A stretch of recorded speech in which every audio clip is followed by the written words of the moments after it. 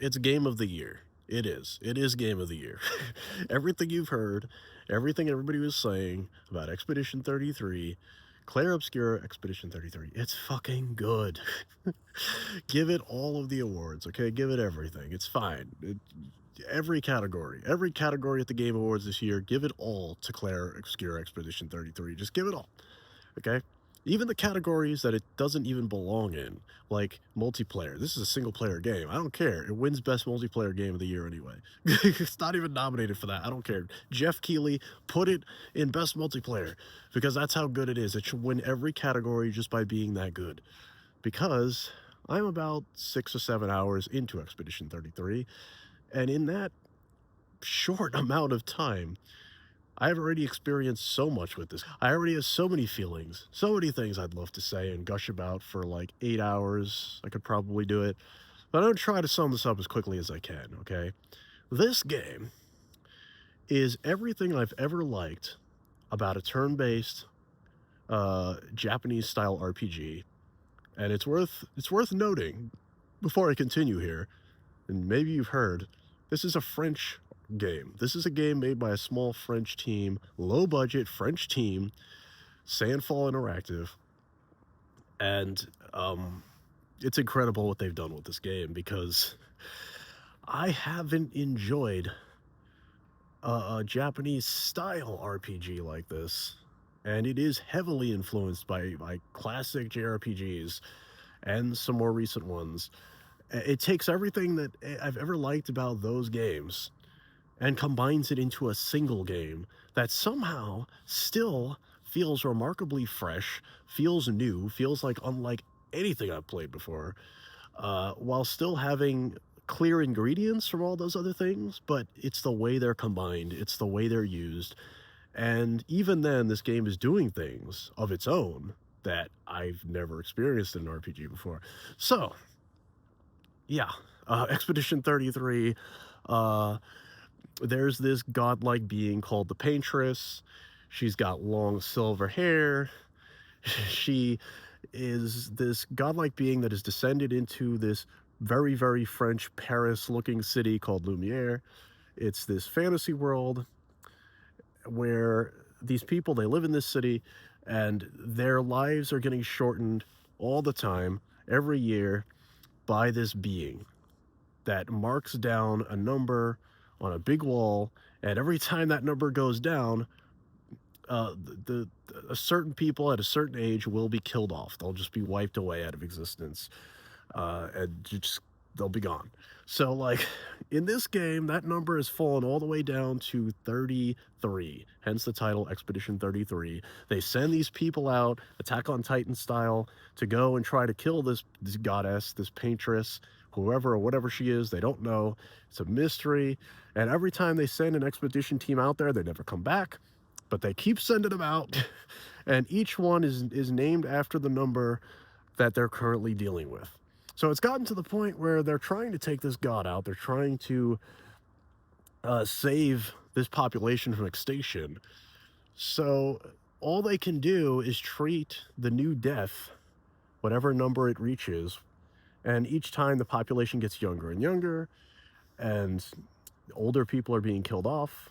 So by the time you get to this game, Expedition 33, the number is 34, and your main character, Gustav, and his friends, they're saying goodbye to this girl who it's her time to die, along with a whole bunch of other people that are 34, because that number is about to drop to 33, because every once in a while, the paintress drops that number.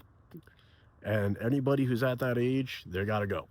So, if they don't eventually find a way to kill the paintress, if the expeditions keep failing, this population will be wiped out. You know, I don't know if that's the last of humanity or whatever. Again, this game has a lot of mystery. It doesn't over-explain anything.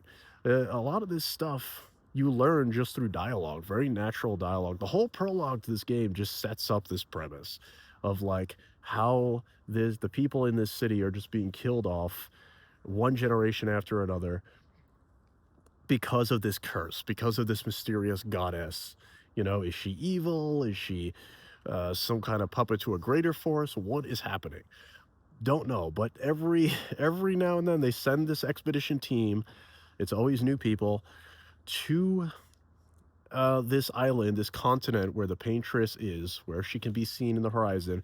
They send a boat out there, try to take her out, and nobody ever comes back. And the team you're playing as in this game, they are Expedition 33. They are trying to take out the paintress. That is the goal. And I don't want to say too much more than that to spoil the game because it's awesome. It's crazy.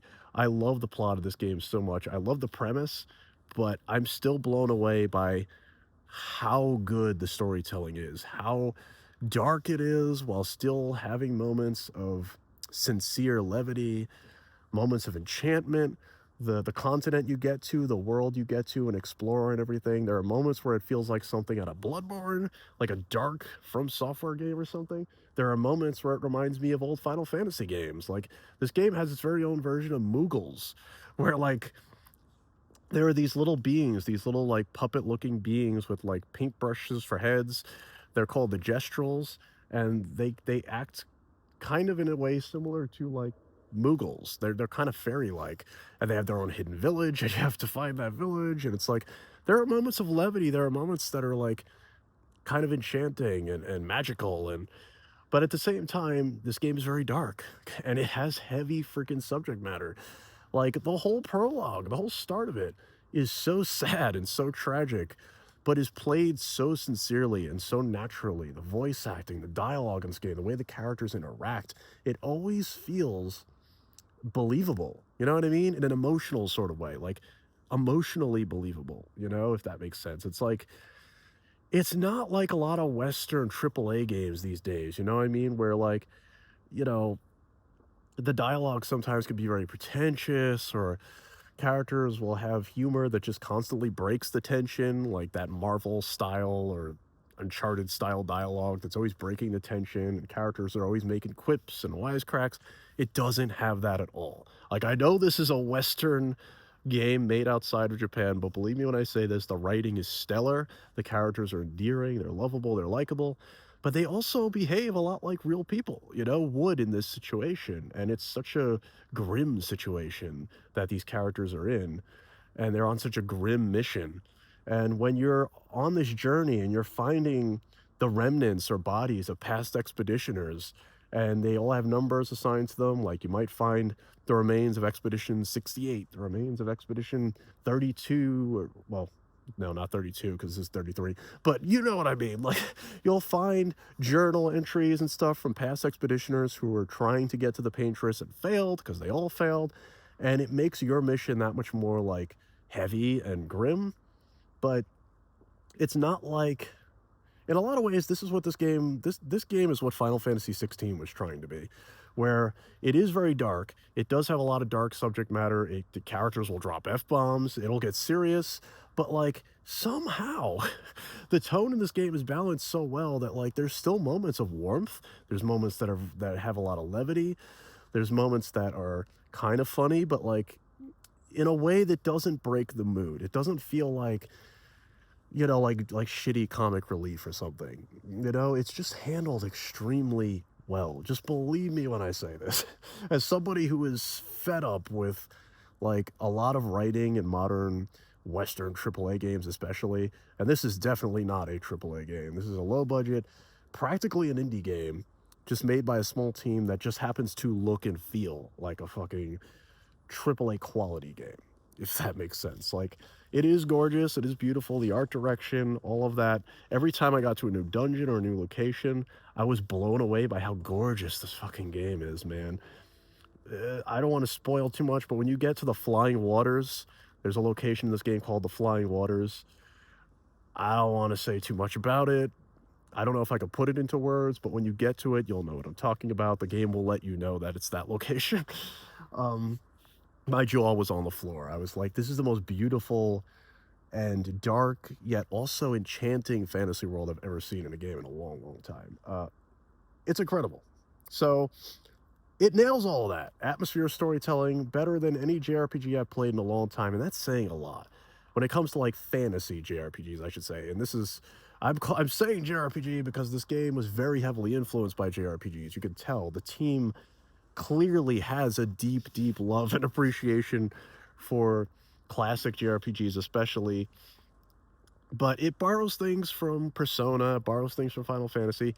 Again, it does it all extremely well and feels fresh and new. But then there's the combat, which I have to get into because as much as I love everything else about this game, as incredibly masterful as I think everything else is, the combat is what really sealed the deal for me. That's what completely sold me on this game once and for all. Because that's the thing that even when I play other RPGs, turn-based RPGs and stuff like that, that work for me on every other level, a lot of times they'll still fall short when it comes to the combat. Sometimes the combat is the deal breaker for me. And this game does not have that problem. This is the best turn-based combat system I've ever seen in a role-playing game ever before. And that's saying something because for the longest time I thought Persona like was the perfect turn-based combat system, but no, I think this game is even better. I think it has all the flashiness, snappiness, and excitement, all that thrilling qualities that a turn-based RPG like Persona had, but it takes it a step further. You can dodge. There is a free real-time dodge you have that is not a command that you can use as much as you want. There's a parry.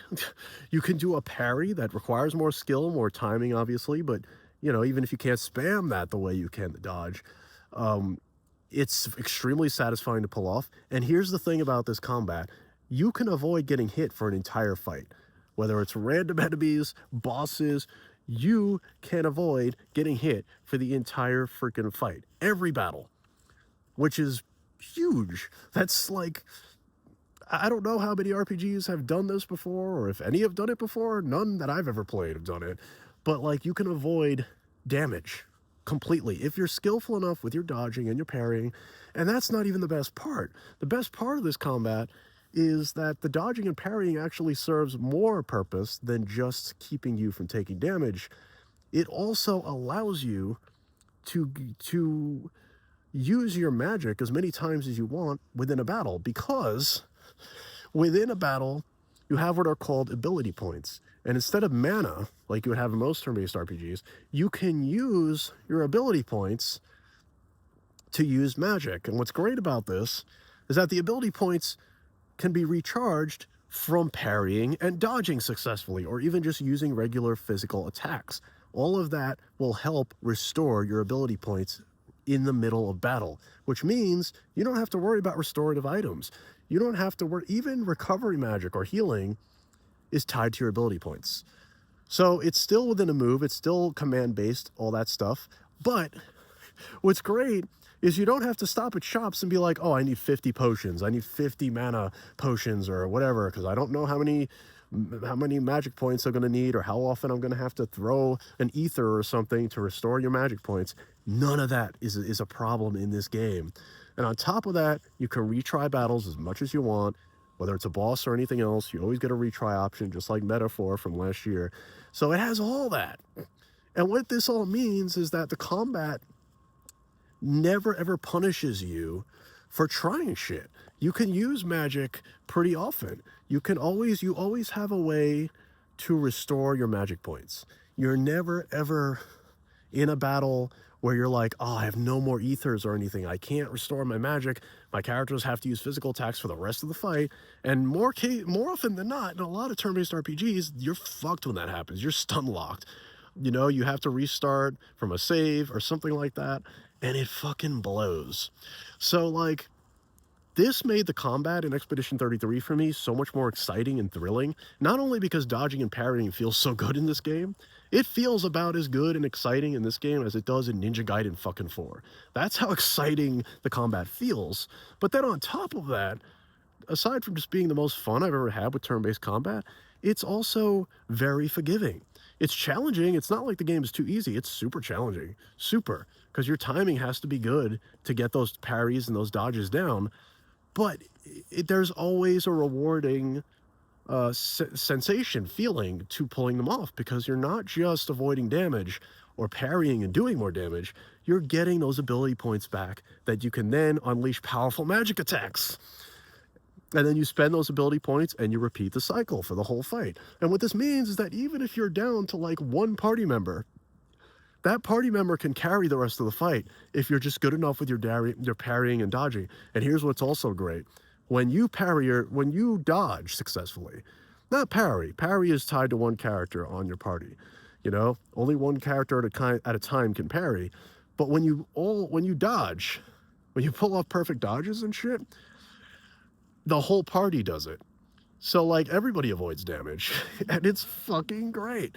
So what this does is this makes the combat feel really, really good, even when it is super fucking challenging. And I've just never experienced that in a turn-based RPG before, you know? Even as incredibly satisfying as like the Persona games were, and make no mistake, this game borrows what that did well, it builds on it, but I've never seen it taken to this level where it's like, shit, man, this feels like an action game. But it's still turn-based. It still has all the best things about turn-based combat are still there. It's just faster, more forgiving, but still very challenging. And that's what I want, you know? And it just makes you feel more powerful than a lot of turn-based games do. And I love the fact that the combat also benefits from the fact that there's no job or class system. All your characters, much like classic Final Fantasy games or whatever, they all have their own unique powers, you know? There's a black mage, there's a character that has like fencing with a sword and can change their stances to do different attacks, and like everybody has their own abilities that you can level up and learn new attacks and stuff. And I like that because it helps keep every character distinct. Every character has a role to play in combat and different things that they contribute. So it does that. It has that classic element. Again, kind of reminds me of Final Fantasy IX in the sense that like every character was tied to specific abilities, you know, and it added this rock, paper, scissors element to who you would have in your party at any given time. And it's just so fucking good, man. This game is so good. I'm enjoying it so much. And I mean, I've been left in the cold so many times by Western RPGs made outside of Japan, you know? Witcher, Dragon Age, Elder Scrolls, like, so I was skeptical about this game, even though I've heard, like, oh, it takes a lot of cues from classic Final Fantasy and JRPGs, and I'm like, yeah, I don't know. I don't know if they could get that right. And they not only got it right, they've taken it to a new level, like a new standard. It's just so fucking good. Everything this game does, it nails. Again, the graphics, the art direction, character models. There's hot girls in this game. Seriously, the girls that join your party, even the waifus, they nailed in this game.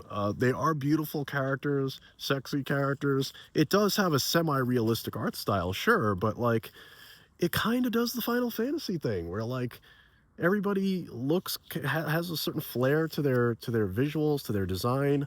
You know, the eyes are very expressive. So it's not like a full like an anime art style necessarily, but it's a semi-realistic style that still has some real panache and flair to it. Like everybody's really hot.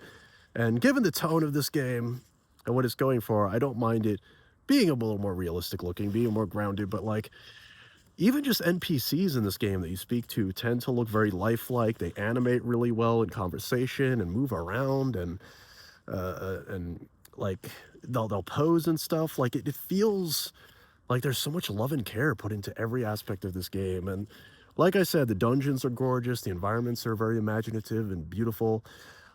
There's a world map when you leave an area, like a dungeon or a village, that looks like a Final Fantasy style world map where you can actually see the characters kind of small running in a big field, and you can see all the locations, and the way it kind of modernizes that while still feeling very old school is just, I could go on forever. It's snowing.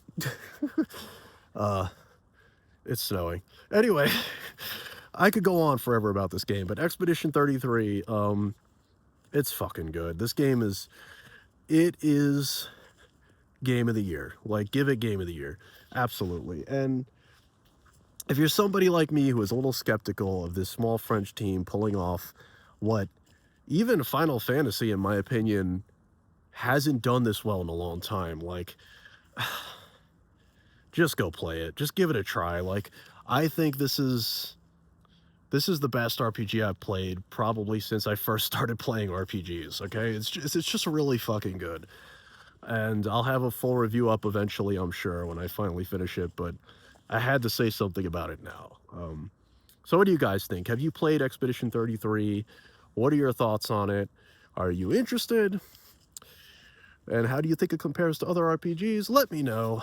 And until next time, you get to burning and live for the passion.